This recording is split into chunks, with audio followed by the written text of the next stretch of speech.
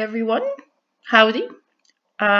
Today I bring you, which is March 19th, 2021, hot off the presses, who will be going into the finals of the Magnus Carlsen Invitational 2021.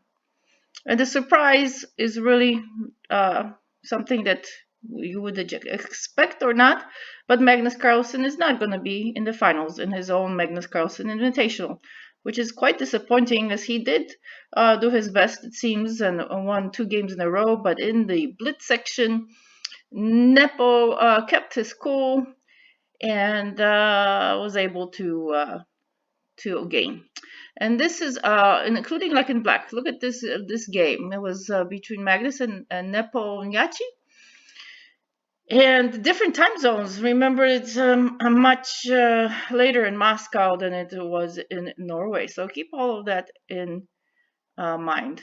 And so it is going to be Anish Giri versus Jan Nepomniachtchi in the final tomorrow of the Magnus Carlsen Invitational.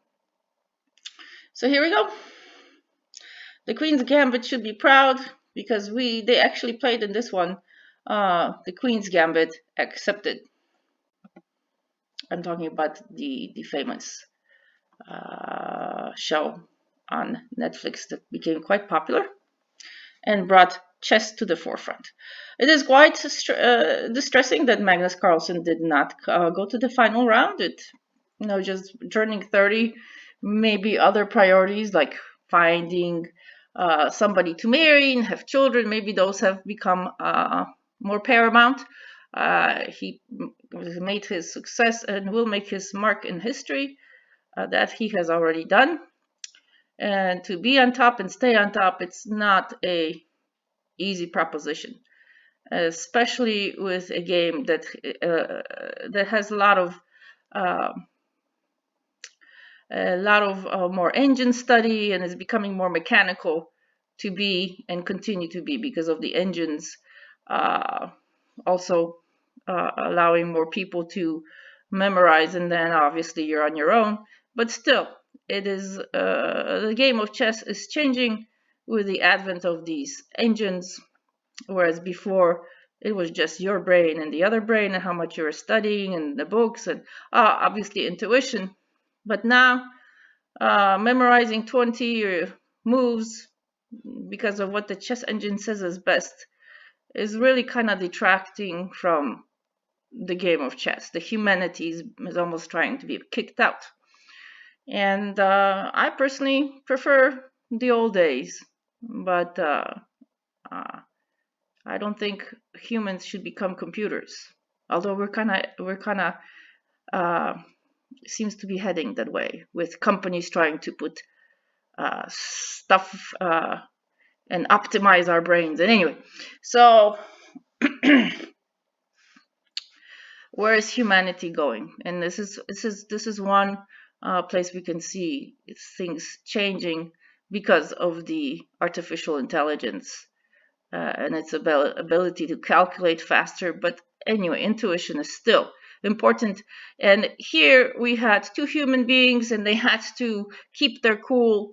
And that is always going to be something that a robot will not be able to reproduce. Or if it's going to try to fool you, but a robot does not have a soul. People do. And that's the one that says it goes on to infinity. So, and the last time I checked, anything that has infinity has something relative to God. And that is something to be pondering. That's my philosophical spiel for the day. Okay, here we go. We started again with the Queen's Gambit declined. I will not be commenting fully on this. I will just be going towards the end of the end game. This one had 45 moves. Okay.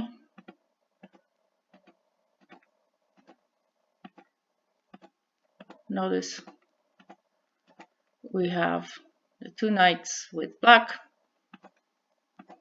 Castling here by Magnus. Ignore the red arrows. Those are, again, suggestions of the engine. So we're going to ignore that. We're going to look at what the human brain was taking steps.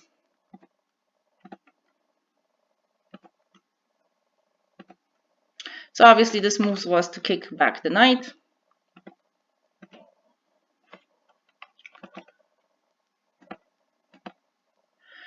Castling on the opposite sides. Notice what is happening here. Castling on the opposite sides of the board.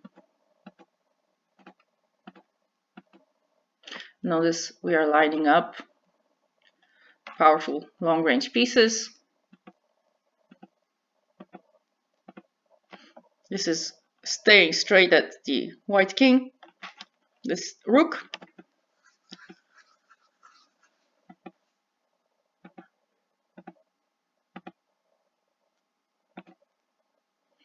Notice we are lining another piece just to not have an open file directly here, because it would be just you take this and then you go boom, could be an easy checkmate. So this is another prophylactic move. They do say knight on the rim is dim, but for these high level players in chess, they always have some kind of idea if they do something like this. Okay, notice we are attacking the queen, but it's taken with, and this always adjusts the structure. Notice now we have an open line. Now instead of a pawn, we have a bishop protecting, and the knight is protecting this square. So now we are attacking. Now we are trying to kick it out. Let's still eat it up. Long range piece taken.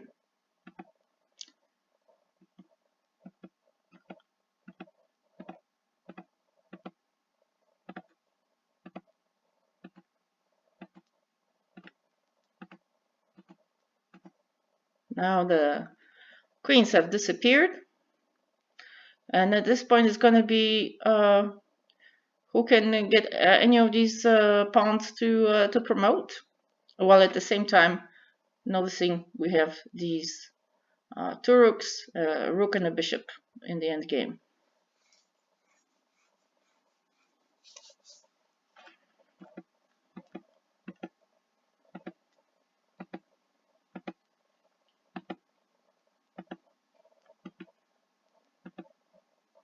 Notice this threat was ignored and another threat was provided here. So that's why you have what is called a counterattack, a defensive counterattack, where you are not only when one of your pieces is attacked, you're doing a counterattack, so it's going to be more difficult to decide which piece do you want to keep more. So this is one of the valuable things of exploring games like this at the high level of chess, to see what their thinking process is.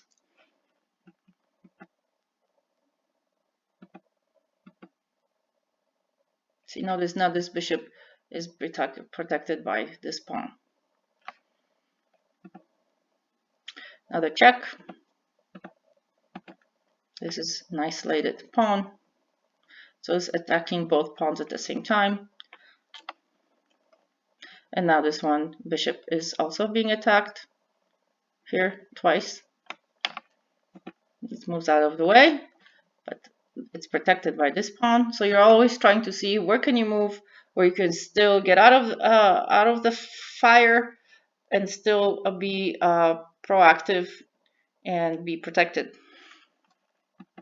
It's always it's a dance. It's like a tug of war type of thing in chess.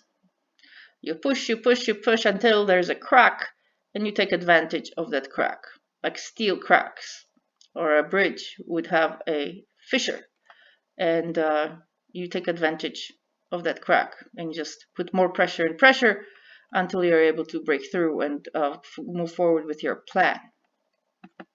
So a lot of patience is involved here. All right, and on move 45, this was where Magnus Carlsen resigned. And do you see what's happening here? Okay, it's just a matter of time before it is gonna go into checkmate. Alrighty, and so that's what it is. It's gonna be in the final. Anish Giri versus Jan Nepomniachtchi in the Magnus Carlsen Invitational 2021. Sadly, Magnus is not going to be there. And Anish, in his interview, mentioned that he might be playing against either Nepo or Magnus Carlsen. And it seems he was a little bit more tense if he had to play Magnus. So maybe he'll be more relaxed because there's an aura of having to play a world champion. But Magnus has been slipping a little bit in the last few months. And like I said, it's not easy to stay at top. He's been very successful for a very long time. And we'll see what his next plans are in the future. Hopefully, promoting chess, in making it more accessible, and petitioning for companies to provide more of a livable wage, because not too many people could become world champion. And hopefully more people can enjoy the game of chess and make it a professional where it's going to be a livable wage. You all take care. Au revoir.